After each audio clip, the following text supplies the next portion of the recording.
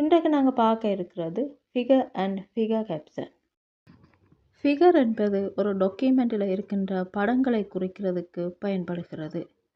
ஃபிக் caption அதாவது figure கேப்ஷனை ஃபிக் caption தான் கோடிங்கில் போடுவோம். அது பார்த்திங்கன்னா அந்த படத்துக்குரிய விளக்கத்தை தலைப்பை குறிக்கிறதுக்கு பயன்படுகிறது. அதாவது ஃபிகர் என்பது படங்களை குறிக்கிறதுக்கு பயன்படுகிறது. ஃபிக் கேப்ஷன் என்பது அந்த படத்தோடு சம்பந்தப்பட்ட தலைப்பு மற்றும் உள்ளடக்கங்களை குறிக்கிறதுக்கு இது பயன்படுகிறது. அப்போ அதுக்கு நாங்கள் இங்கே பார்க்க போகின்றோம். ஒரு உதாரணம் ஒன்று பார்க்க போகின்றோம். இப்போ பாடிக்கு கீழே ஃபிகர் எலிமெண்ட் கொடுக்கின்றோம். அதுக்கப்புறம் பார்த்திங்கன்னா இமேஜ் சோர்ஸ் கோட் போட போகின்றோம். அதாவது படத்தை கொடுக்க போகின்றோம். IMG_SRC ஈக்குவல் எங்களுடைய என்ன படம் கொடுக்க போகின்றோமோ அதனுடைய லொக்கேஷனை நாங்கள் கொடுக்கின்றோம்.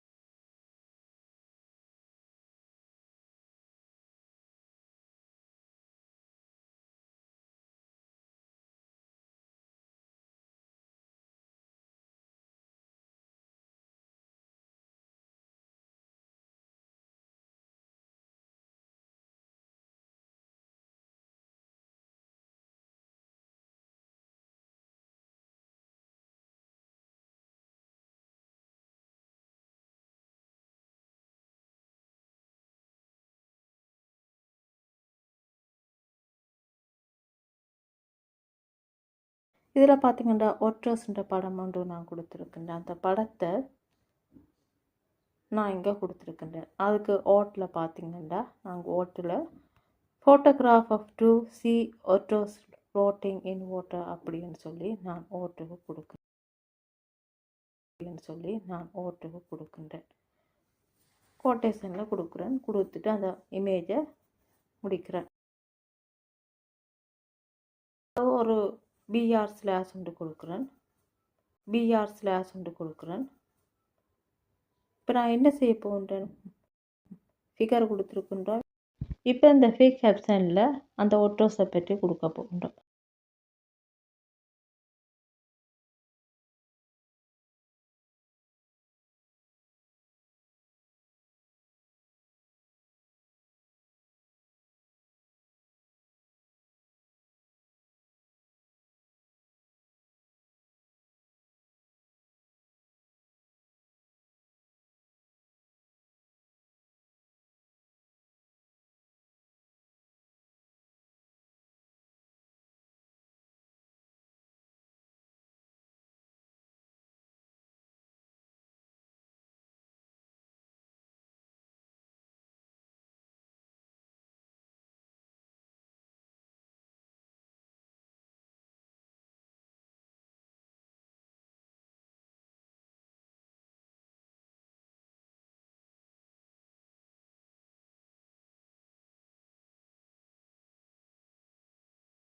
நாம் க்ளோஸ் பண்ணுறோம்.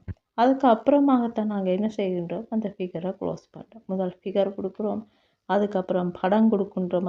அதாவது ஃபிகர் எலிமெண்ட் கொடுக்கின்றோம். அந்த ஃபிகர் எலிமெண்ட்டுக்கு உரிய படத்தை கொடுக்கின்றோம்.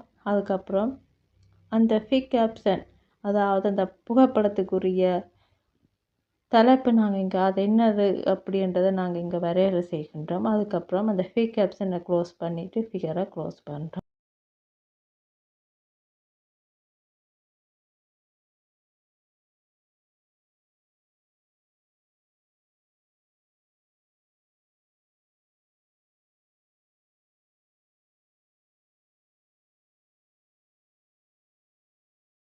இதனுடைய அவுட்புட் பார்த்திங்கன்னா இந்த மாதிரி இருக்குது.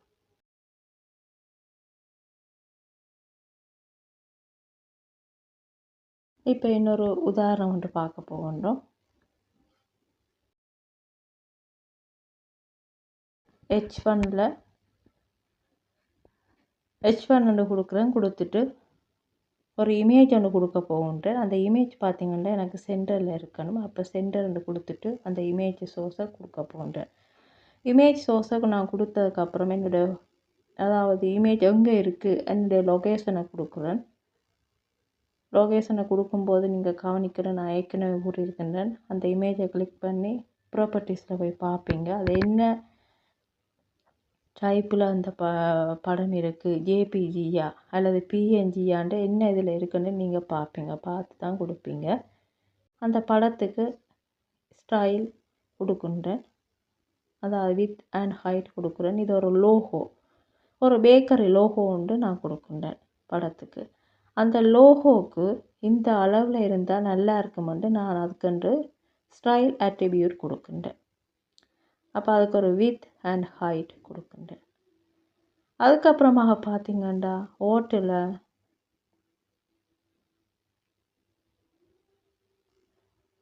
பேக்கரி லோகோன்னு சொல்லி கொடுக்குறேன். அதுக்கப்புறம் கோட்டேஷனை போட்டு முடிக்கின்றேன். அதுக்கப்புறம் வழியால் சென்டர் ஸ்டார்ட் பண்ணினாங்க. அந்த சென்டரை ஸ்லாஷ் போட்டு முடிச்சுட்டு H1ஐயும் க்ளோஸ் பண்ணுறேன்.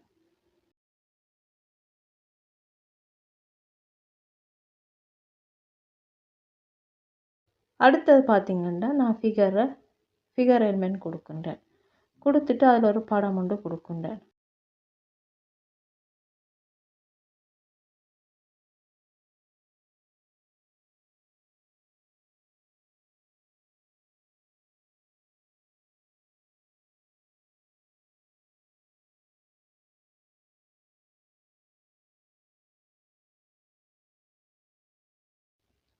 அதுக்கப்புறம் ஸ்டைல் அட்ரிபியூட்டு கொடுக்குறேன். அதாவது அந்த படத்துக்கண்டு ஒரு அளவு, அந்த கேக்குன்ற படத்துக்கு இந்த அளவில் இருந்தால் நல்லா இருக்குமென்று கொடுக்குறேன். ஸ்டைல் அட்ரிபியூட் யூஸ் பண்ணுறேன். அதுக்கப்புறம் ஓட்டில் from A to mister bakery அப்படின்னு சொல்லி கொடுக்குறேன். டைட்டிலில் அந்த கேக்கை நான் கொடுக்குறேன், பேக்கன் ஃப்ரூட் கேக்குன்னு சொல்லி கொடுத்து முடிக்கிறேன்.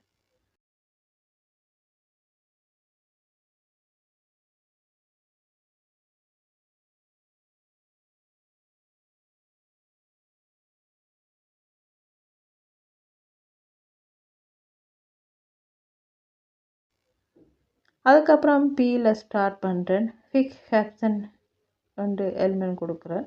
அதாவது மேலே குறிப்பிட்ட அந்த கேக்குக்கு ஃபிக் கேப்ஷன் கொடுக்குறேன். This recipes for individual vegan fruit cake is so simple அப்படின்னு சொல்லி கொடுக்குறேன்.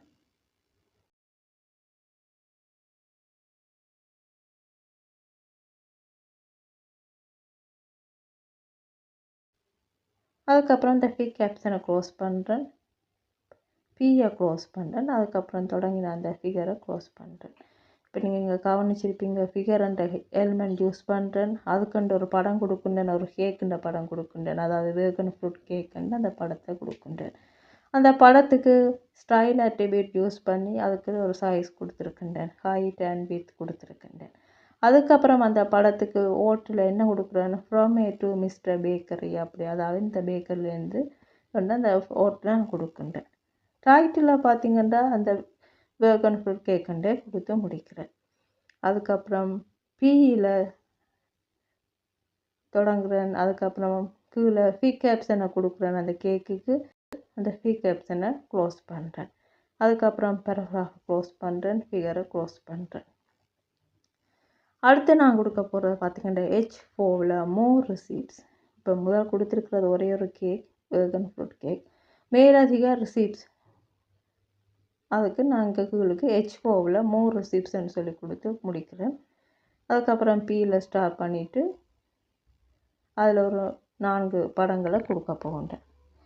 அப்போ என்னுடைய ஃபைலில் எங்கே இருக்குதோ அந்த இதில் 4 படங்களை கொடுக்குன்றேன். கொடுத்துட்டு அதுக்கு ஸ்டைல் அட்ரிபியூட் கொடுக்குன்றேன். அதுக்கப்புறம் அவுட் கொடுக்குன்றேன், டைட்டில் கொடுக்குன்றேன். கொடுத்துட்டு அந்த படங்களை 4 படங்களும் கொடுத்துட்டு பியை க்ளோஸ் பண்ணியிருக்கிறேன்.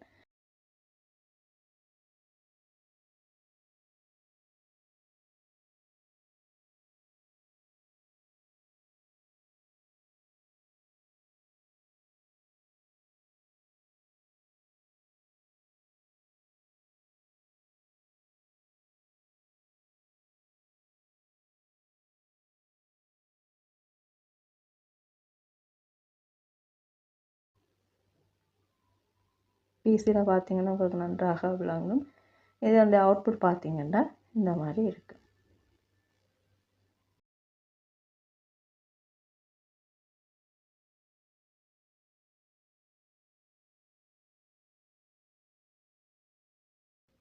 மோர் ரிசீப்ஸு கீழே கொடுத்துருக்கின்ற இமேஜஸில் பார்த்தீங்கன்னா அந்த ஸ்டைல் அட்ரிபியூட்ஸ் ஒரே அளவில் இருக்கும். அப்போ தான் பார்க்கும்போது அவுட்புட் பார்க்கும்போது அழகாக இருக்கும். இங்கே நான் பார்த்தீங்கன்னா மோர் ரிசீப்ஸு கீழே கொடுத்துருக்கின்ற படங்கள் அனைத்தும் ஒரே ஹைட் ஒரே வித், அதாவது ஒரே அளவில் ஒரே சைஸில் இருக்கும். இங்கு நாங்கள்